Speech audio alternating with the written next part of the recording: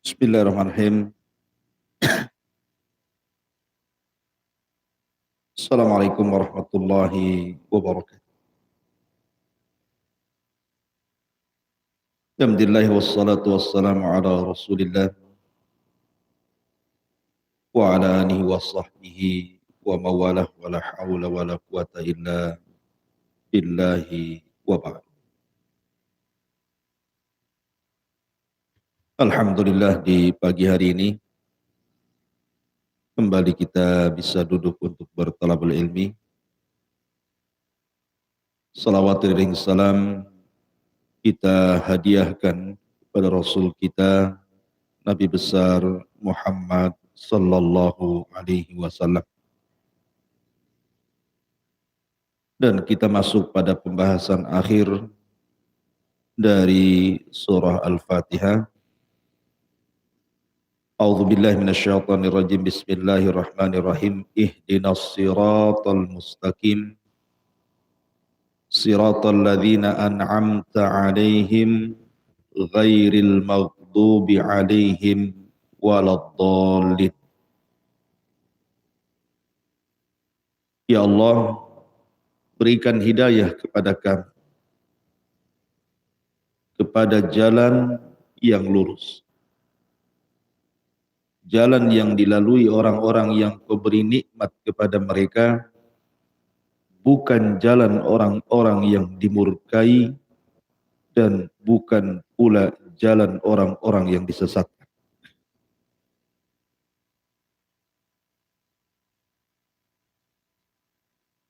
Kalimat ihdina, ya Allah berikan kepada kami, sudah layak diucapkan karena sebelumnya kita bicara tentang masalah dua ibadah. Pertama, al-ibadatu bil ilmi. Ibadah dengan ilmu. Dan itu ada di 3 ayat pertama dalam surah Al-Fatihah. Alhamdulillahi rabbil alamin. Ar-Rahmanir Rahim. Maliki yaumiddin. Ini disebut al-ibadatu bil ilmi.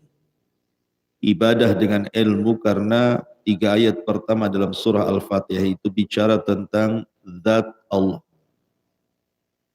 Dengan rububiyahnya, uluhiyahnya, asma wa sifatnya. Terangkum dalam 3 ayat pertama surah Al-Fatihah. Kemudian yang kedua al-ibadatu bil amal. Baru menjelaskan ibadah dengan amal. Iyyaka na'bud, hanya kepadamu ya Allah kami beribadah. Salat, puasa, zakat, haji. Innas salati wa nusuki wa mahyaya wa mamati lillahi rabbil alamin. Baru kemudian bicara tentang doa. Doa al-isti'anah. Karena hanya dengan isti'anah ibadah itu bisa terlaksana. Tidak mungkin Anda datang ke masjid ini, sholat subuh kemudian ngaji kalau tidak ada isti'anah, pertolongan Allah. Karena pertolongan Allah lah Anda bisa duduk di sini. Artinya bahwa doa isti'anah hanya meminta pertolongan kepada Allah Azza wa Jalla disebut setelah al-ibadatu bil ilmi, kemudian al-ibadatu bil amali.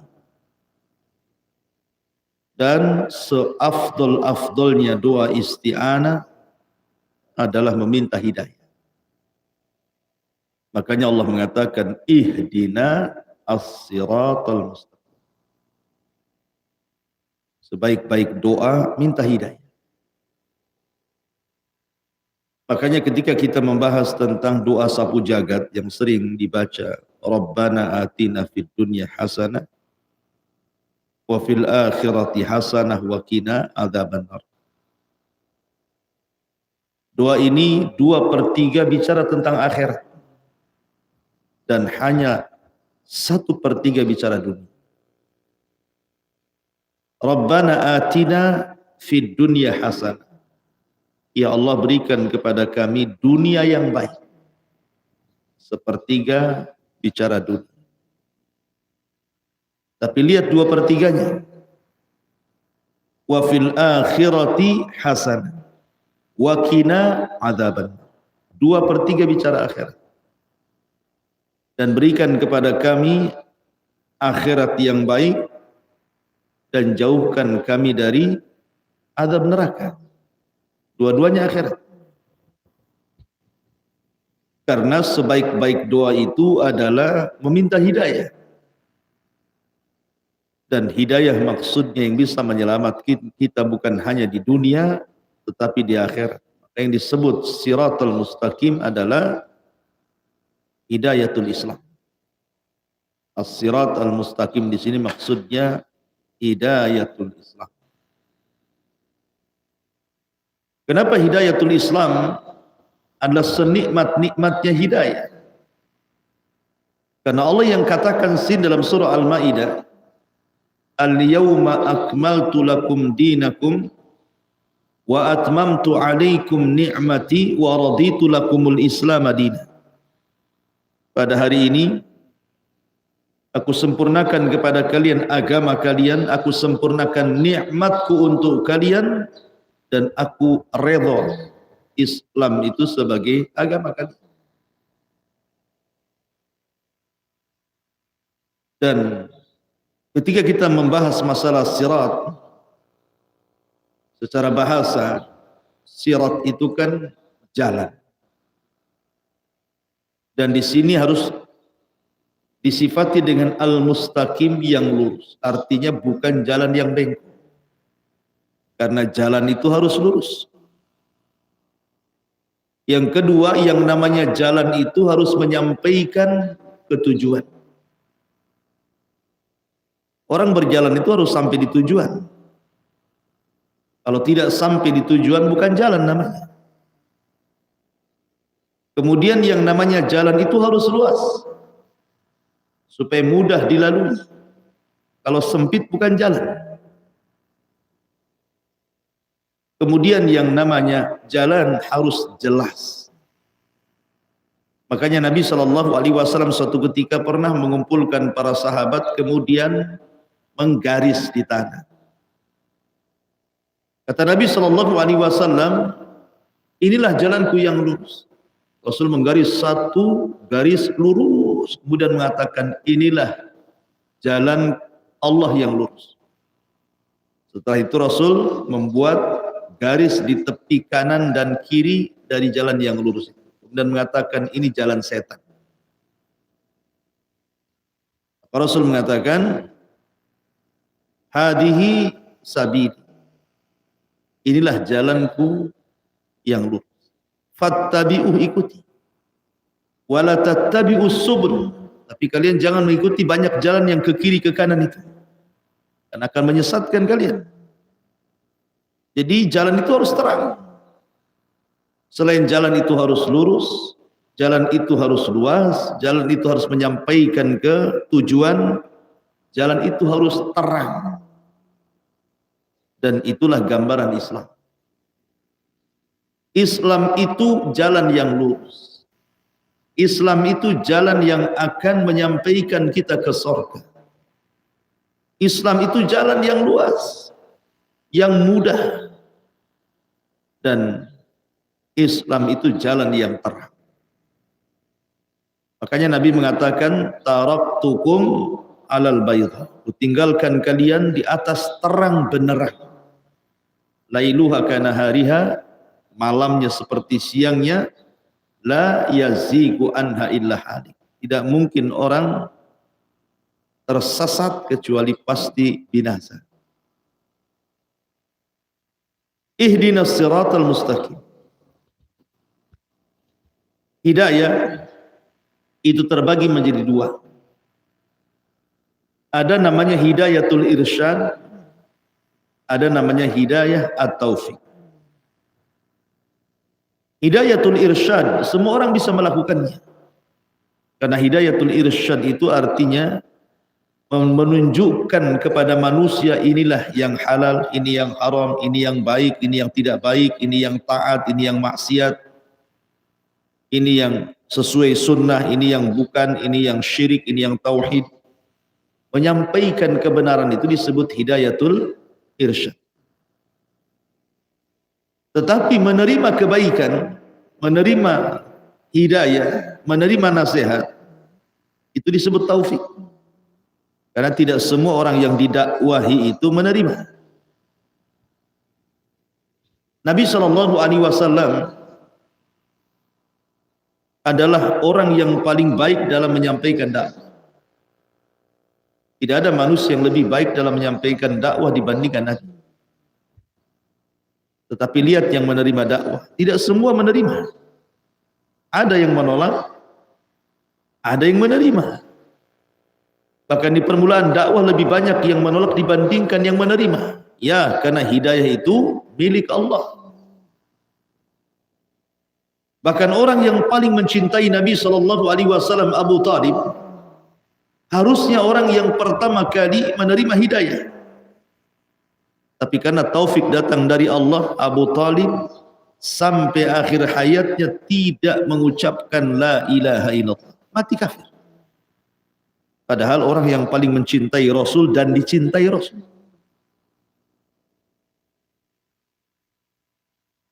Abu Sufyan, orang yang paling memusuhi Nabi SAW. Dialah yang mendanai seluruh peperangan dalam Uhud dan menang. Dan selalu menyakiti Nabi SAW. Dia dan orang-orang yang terhasut dengan kata-kata. Tapi karena hidayah milik Allah, Abi Sufyan masuk Islam. Ketika Fathu Mekah. Awalnya Nabi SAW enggan menerima Islamnya Abu Sufyan. Kenapa? Karena teringat dengan kebencian dia dulu waktu di permulaan dakwah kan. Kemudian dia meminta saran kepada Ali radhiyallahu anhu. Bagaimana caranya aku harus bicara dengan Nabi supaya Nabi menerima diriku dan menerima keislaman. Maka Ali radhiyallahu anhu mengatakan, kalau engkau berjumpa dengan Nabi, ucapkan seperti yang diucapkan saudara-saudara Yusuf kepada Yusuf. Ucapkan kepada Rasul. Akhirnya kemudian dia datang menemui Nabi SAW. Kemudian dia mengucapkan ucapan yang pernah diucapkan saudara-saudara Yusuf yang pernah menzalimi Nabi Yusuf. Kemudian menyesal, ngomong di hadapan Yusuf, mengakui kesalahan. Maka Nabi SAW pun akhirnya mengucapkan persis yang diucapkan Nabiullah Yusuf, la tathriba alaikumul yaum yaghfirullahu lakum wa huwa arhamur rahim. Tidak ada celaan pada hari ini untuk kalian. Allah sudah mengampuni dosa kalian dan dia zat yang maha pengasih dari seluruh hamba-hamba Allah yang pengasih. Masuk Islam Abu Sufyan adalah orang yang memusuhi Nabi karena hidayah itu milik Allah. Ihdinas siratal mustaqim. Karena hidayah itu milik Allah, makanya diminta. Pertanyaan pun muncul. Kenapa Nabi SAW pun diperintahkan dalam salat membaca surah Al-Fatihah, kemudian mengucapkan kalimat ihdina? Bukankah Nabi SAW adalah orang yang paling menerima hidayah? Bukankah hidayah kita lewat Nabi SAW? Kenapa pula Rasul pun mengucapkan ihdina? Kata para ulama tafsir, karena kalimat ihdina itu memiliki 3 makna. Makna yang pertama, ihdina itu artinya sabbitna. Ya Allah, tetapkan diri kami di jalanmu yang lurus. Makanya doa yang paling banyak diucapkan Rasul apa? Ya muqallibal qulub, tsabbit qalbi ala dinik. Wahai zat yang membolak-balikan hati, tetapkan hatiku di atas ketaatan kepadamu. Sampai-sampai Ummu Salamah kalau tidak salah bertanya, ya Rasulullah, Kenapa engkau selalu mengucapkan kalimat itu? Ya muqallibal qulub, zat yang membolak-balikan hati. Karena Rasul mengatakan karena hati seseorang itu pada genggaman jari jemari Ar-Rahman. Yuqallibuhu kaifa syaa. Allah bisa membolak-balikan sesuka dia. Allah bisa menjadikan orang tersesat dan Allah bisa menjadikan orang itu dapat hidayah hanya sekejap. Arti ihdina artinya sabit. Ada juga yang mengatakan arti ihdina itu artinya zidna. Ya Allah, tambahkan kepada kami hidayah as-siratal mustaqim, jalan yang lurus. Makanya Nabi SAW selalu berdoa apa? Rabbi zidni ilma. Ya Allah, tambahkan kepadaku ilmu. Selalu kita harus berdoa seperti ini. Rabbi zidni ilma. Ya Allah, tambahkan kepadaku ilmu. Karena dengan ilmu kita bisa bedakan mana hak, mana batil. Mana yang ikhlas, mana yang bukan. Dan begitu seterusnya. Ada juga kemudian mana ihdina itu artinya ya Allah berikan hidayah kepada kami. Sebagaimana hidayah yang kau berikan sebelumnya. Istiqamah. Itu diantara makna ihdina as-siratal mustaqim. Siratal ladzina an'amta alaihim. Jalan orang-orang yang telah kau beri nikmat kepada mereka. Siapa orang-orang yang telah Allah berikan nikmat itu? Allah jelaskan dalam ayat yang lain. Wa man yuti'illaha war rasul fa ulaika ma'al ladzina an'ama Allahu 'alaihim minan nabiyyina was-siddiqina wasyuhada'i was-shalihin wa hasuna ulaika rafiqa. Ada seorang sahabat namanya Thauban. Thauban ini maula Nabi. Orangnya sangat cinta dengan Nabi. Sampai satu hari tidak berjumpa, tidak menatap wajah Nabi bisa sakit dia. Saking cintanya. Sampai suatu saat Rasul safar jihad. Berhari-hari Thauban tidak menatap wajah Rasul karena kebetulan dia tidak ikut jihad. Karena sebuah alasan. Sehingga dia merasa sakit. Sampai jatuh sakit. Karena kerinduan dia kepada Nabi SAW. Tidak bisa bangun. Sampai Rasul datang. Dari safarnya kemudian menemui Thauban. Dan mengatakan, Masya buka ya Thauban. Kenapa engkau Thauban? Maka Nabi Thauban mengatakan, Ya Rasulullah. Inni uhibbuk, sesungguhnya aku sangat mencintai dirimu. Satu hari saja aku tidak menatap wajahmu, beginilah kondisiku. Dan semakin berat kecintaanku kepadamu ya Rasulullah, kalau aku mengingat kematianku dan kematian dirimu. Kalau kita dua-duanya diwafatkan ya Rasul, aku yakin kau akan berada di surga yang paling tinggi. Kalaupun aku masuk surga, pasti aku berada di surga yang paling rendah. Macam mana aku bisa berjumpa denganmu? Sementara aku tidak berjumpa satu hari saja bisa sakit. Maka Rasul terdiam sampai turun ayat surah An-Nisa 6:9. Wa man yuti'illaha war rasul fa ulaika ma'al ladzina an'ama Allahu 'alaihim minan nabiyyina was-siddiqina wasyuhada'i was-shalihin wa hasuna ulaika rafiqa. Siapa yang mentaati Allah dan Rasulnya, maka mereka bersama orang-orang yang Allah berikan nikmat kepada mereka. Siapa mereka? Para nabi. Orang-orang siddiqin, orang-orang jujur. Para siddiqin, Abu Bakar Siddiq dan yang semacam. Wasyuhada, para syuhada. Wassalihin dan orang-orang soleh. Wa hasuna ulaika rafiqa. Mereka sebaik-baik teman kita di akhirat. Jadi maksud ayat ihdinas siratal mustaqim siratal ladzina an'amta, jalan orang-orang yang telah kau berikan nikmat kepada mereka, maksudnya pertama para nabi. Jalannya para nabi.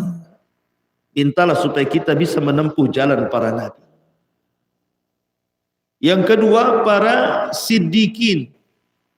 Orang-orang yang senantiasa di atas kebenaran, orang-orang jujur. seperti Abu Bakar As-Siddiq radhiyallahu anhu, minta seperti kepada Allah untuk menempuh jalan orang-orang siddiqin. Kemudian yang ketiga, syuhada. Jalannya para syuhada yang mati syahid, yang masuk surga bighairi hisab wala azab, yang masuk surga tanpa hisab dan azab. Minta kepada Allah agar kita bisa menempuh jalan para syuhada. Kemudian yang terakhir, as-salihin, jalannya orang-orang saleh. Minta kepada Allah Azza wa Jalla, ihdinas siratal mustaqim siratal ladzina an'amta alaihim, jalannya orang-orang saleh. Minta kepada Allah agar kita mampu menempuh jalannya orang-orang yang saleh. Karena orang dengan sirat, dengan jalan yang mustaqim itu terbagi menjadi 3. Orang ketika berhadapan dengan as-siratal mustaqim, kondisinya ada 3 kondisi. Pertama, orang yang Allah anugerahkan ilmu dengan siratal mustaqim, dengan jalan Allah yang lurus. Dengan ilmunya dia beramal di atas siratal mustaqim, dan dia senantiasa as-sabat, istiqamah di atas jalan ilmu as-sirat dan di atas pengamalan ilmu as-sirat itu. Ini kondisi yang pertama. Kondisi yang kedua, orang yang memiliki pengetahuan as-siratal mustaqim, jalan Allah yang lurus, tetapi dia tidak sabat, tidak istiqamah. Terkadang dia istiqamah, terkadang tidak. Qala ta'amalan salihan wa akhara sayyi'an. Dia mencampur adukan, terkadang yang baik, terkadang yang buruk. Tidak istiqamah. Kemudian yang ketiga, orang yang diberikan pengetahuan ilmu siratal mustaqim, jalan Allah, dan dia tidak mengamalkan, apalagi istiqamah. Dan itulah yang disebutkan di dalam Al-Quranul Karim, 3 kelompok. Yang pertama, wa minhum muqtasid sabiqum bil khairat, wa minhum muqtasid, wa minhum zalimun li nafsi. Ada orang yang disebut dengan sabiqun bil khairat, orang-orang yang berlomba-lomba dalam kebaikan. Mereka lah orang-orang yang senantiasa melaksanakan kewajiban-kewajiban Allah, meninggalkan yang diharamkan Allah, dan menambah dengan yang sunnah-sunnah dan istiqamah di situ. Nah, mereka sabiqum bil khairat. Kemudian ada juga muqtasid, yang kedua, orang yang menjalankan kewajiban Allah dan orang yang berusaha menghindar dari yang dilarang oleh Allah Azza wa Jalla, tetapi dia tidak menjalankan sunnah-sunnahnya. Dan ada yang ketiga, zalimul li nafsi, zalim kepada dirinya, meninggalkan yang wajib, terkadang melanggar yang haram, apalagi mau menjalankan sunnah, yang wajib saja diremehkan. Itu zalimul li nafsi. Itulah kondisi manusia dengan as-siratal mustaqim. Masyarul muslimin yang dimuliakan Allah Azza wa Jalla. Atau pembagian yang lainnya, di mana orang dengan siratal mustaqim ini, kalau kita banding dengan agama-agama di luar daripada Islam, kita tahu bahwa orang-orang Yahudi, mereka memiliki kecerdasan yang tidak dimiliki umat yang lain. Tapi mereka tidak pernah mengamalkan kecerdasan. Alimun bi ilmihi walam ya'mal bi. Punya ilmu tapi tidak diamalkan. Itulah orang-orang Yahudi. Kemudian yang kedua, Nasrani. Jahil tetapi ya'mal bihi. Tidak tahu pengetahuan tetapi dia mengamalkan. Tidak punya ilmu tapi rajin beramal. Adapun Islam tengah-tengah antara Yahudi dan Nasrani. Berusaha berilmu dan berusaha beramal. Makanya nanti di ujung ayat Allah mengatakan ghairal maghdub, bukan seperti orang-orang yang dilaknat, maksudnya Yahudi, waladhdallin, bukan seperti orang-orang tersesat, maksudnya Nasrani. Kenapa Yahudi al-maghdub? Karena mereka punya ilmu tidak diamalkan. Kenapa pula Nasrani disebut adh-dhalin, tersesat? Karena tidak punya ilmu, rajin pula beramal. Maka Islam tengah-tengah di antara al-maghdub dan juga dhalin. Berilmu dan berusaha untuk mengamalkan. Ihdinas siratal mustaqim, siratal ladzina an'amta alaihim. Di sini Allah Subhanahu wa taala menyebut kalimat an'amta alaihim, yang telah kau beri nikmat atas mereka. Di sini nikmat dinasabkan kepada Allah. Yang telah engkau beri nikmat, artinya nikmat ini dinasabkan kepada Allah. Dan itu sebaik-baik adab. Kalau kita diberikan nikmat, nasabkan nikmat ini kepada Allah. Lihat Qarun, ketika tidak menasabkan nikmat kepada Allah, maka Allah katakan fa khassafna bihi wa bidarihil ardh. Kami tenggelamkan Qarun beserta seluruh kekayaannya. Kenapa?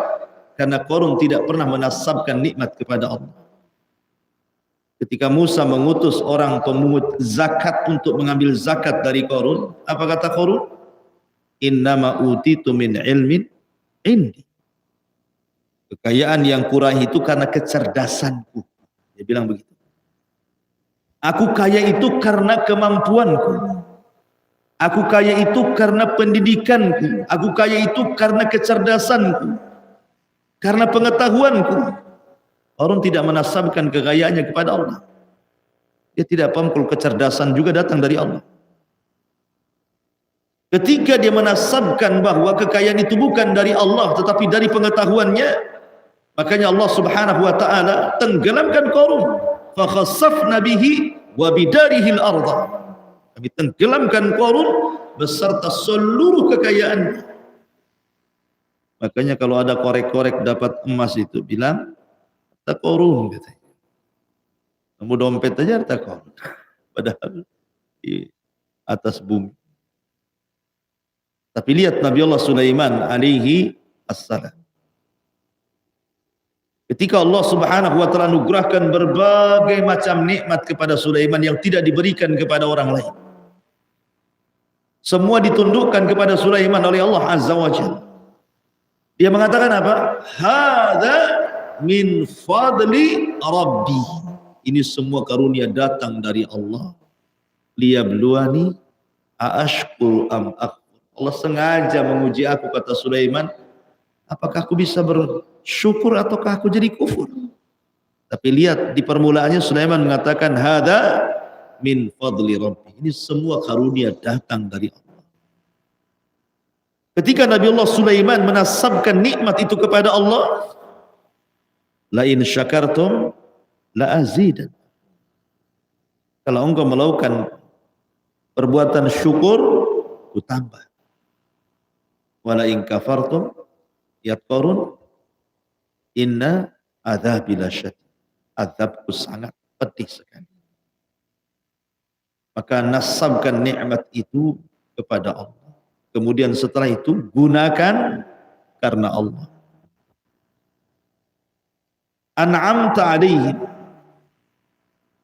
Orang yang kau berikan nikmat alaihim atas mereka. Sudah saya katakan dari awal, maksud yang paling tinggi nikmat yang Allah anugerahkan kepada siapa? Para nabi. Setelah itu para siddiqin, setelah itu para syuhada, setelah itu orang-orang saleh.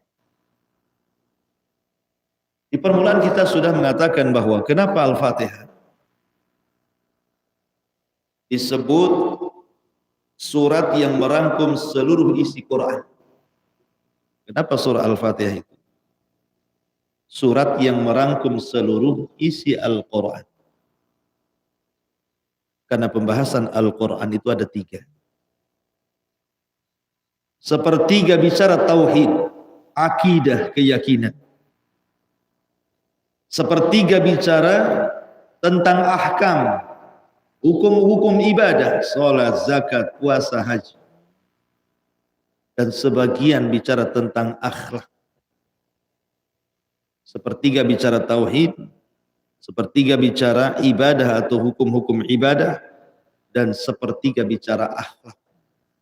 Dan akhlak itu diambil dari qasasul anbiya, kisah-kisah para nabi, kisah-kisah para sahabat.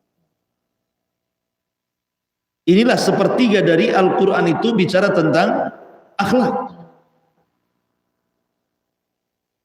3 ayat pertama, Alhamdulillahirabbil alamin arrahmanir rahim maliki yaumiddin, bicara tentang tauhid.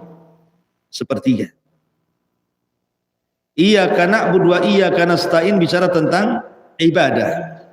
Hukum-hukum salat, zakat, puasa, haji, dan itu. Sepertiga.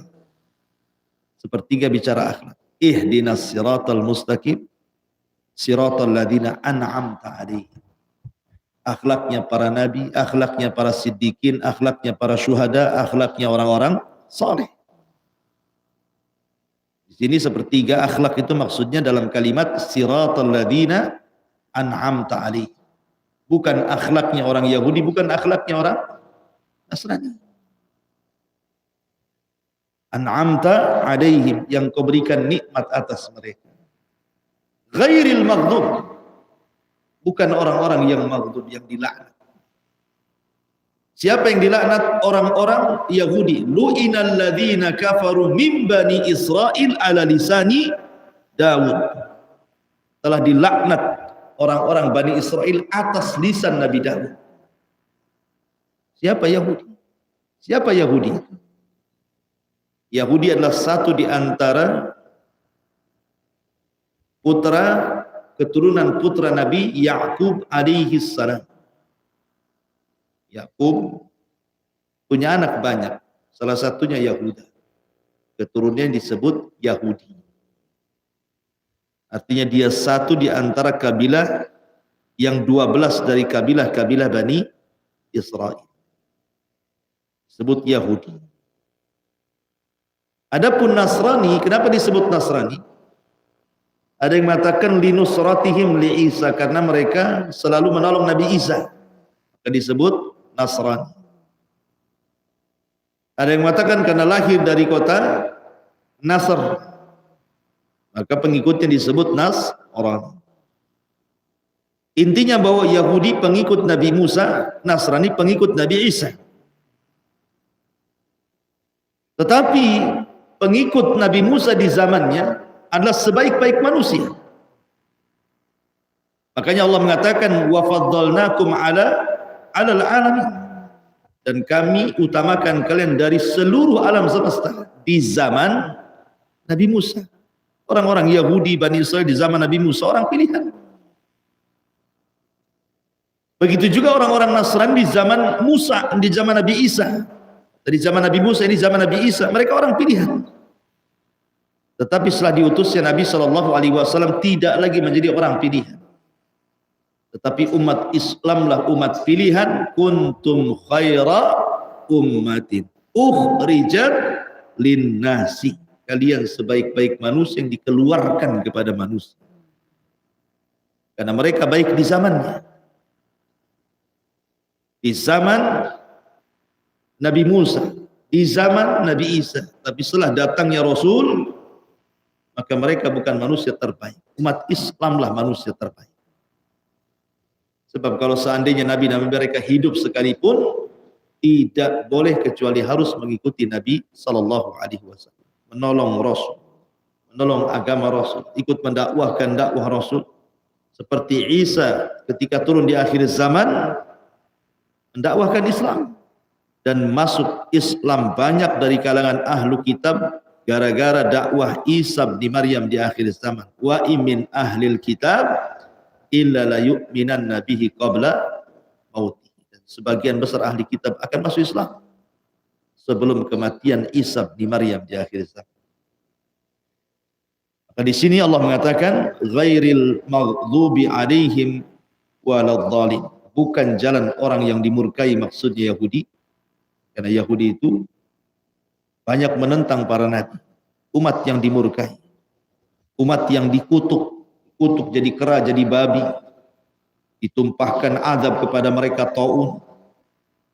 Mereka mendapatkan serangan dari penguasa-penguasa zalim karena kezaliman mereka. Macam-macam orang Yahudi itu diperlakukan oleh Allah Azza wa Jalla karena kurang ajarnya mereka kepada Allah dan Rasul. Waladhdallin, dan orang-orang yang tersesat.